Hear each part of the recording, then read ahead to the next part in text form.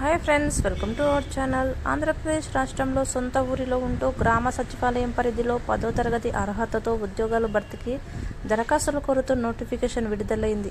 ఈ నోటిఫికేషన్ ద్వారా గ్రామ లేదా వార్డు సచివాలయాల పరిధిలో 10వ తరగతి అర్హతతో అంగన్వాడీ కార్యకర్త, మినీ అంగన్వాడీ కార్యకర్త, అంగన్వాడీ హెల్పర్ అనే పోస్టుల భర్తీ చేస్తున్నారు. తాజాగా విడుదలైన నోటిఫికేషన్ ద్వారా మొత్తం 87 పోస్టులు భర్తీ చేస్తుండగా ఇందులో 11 అంగన్వాడీ కార్యకర్తల పోస్టులు, 18 మినీ అంగన్వాడీ కార్యకర్త పోస్టులు, 58 హెల్పర్ పోస్టులు ఉన్నాయి.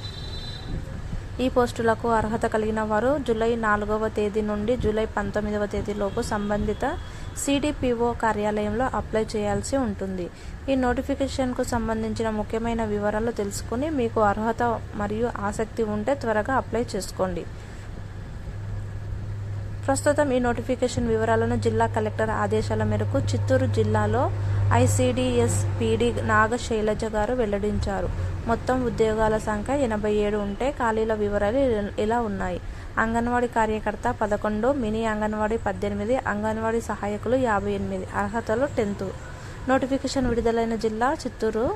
అప్లై చేయడానికి ప్రారంభం తేదీ 4వ తేదీ 7వ నెల 2024 అంటే ఈ నెల 4వ తేదీ నుంచి 19వ తేదీ వరకు అప్లై చేసుకోవచ్చు. చివరి తేదీ అయితే 19. కనీస వయసు 21 సంవత్సరాలు ఉండాలి. గరిష్టంగా 35 సంవత్సరాలు ఉండాలి. ఎస్సీ, ఎస్టీ అభ్యర్థులకు కేటాయించిన పోస్టులు ఉన్న ప్రాంతములలో 21 సంవత్సరాలు కలిగిన అభ్యర్థి లేకపోయినట్లయితే 18 సంవత్సరాలు నిండిన వారిని కూడా తీసుకోవడం జరుగుతుంది. అంగన్వాడీ కార్యకర్తకు జీతం 11,500 ఉంటే అంగన్వాడీ సహాయకులకు 7,000 రూపాయలు ఉంటుంది. ఎంపిక విధానం ఎలా ఉంటుంది అంటే ఇంటర్వ్యూ మరియు మెరిట్ ఆధారంగా ఎంపిక చేస్తారు.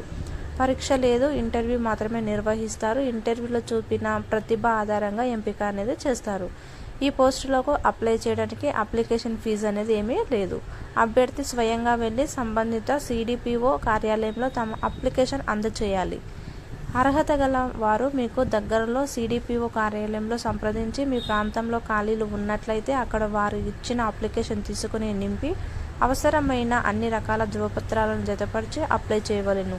నోటిఫికేషన్లో ఎక్కడెక్కడ ఖాళీలు ఉన్నాయో వివరాలు కూడా ఇచ్చారు.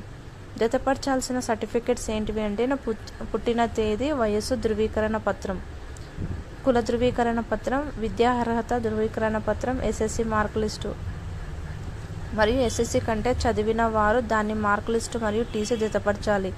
నివాస స్థల ధృవీకరణ పత్రము, వితంతువులు అయితే భర్త మరణ ధృవీకరణ పత్రం, వికలాంగులైనచో పిహెచ్ సర్టిఫికేటు, వితంతువులు అయినచో పిల్లలు ఉన్నట్లయితే పిల్లల వయసు సర్టిఫికేట్ ఉండాలి, Aadhaar card, ration card. Okay friends, ఈ వీడియో కనుక మీకు నచ్చినట్లు లైక్ చేయండి. ఈ వీడియో కనుక మీకు యూస్ఫుల్ అవుతే మీ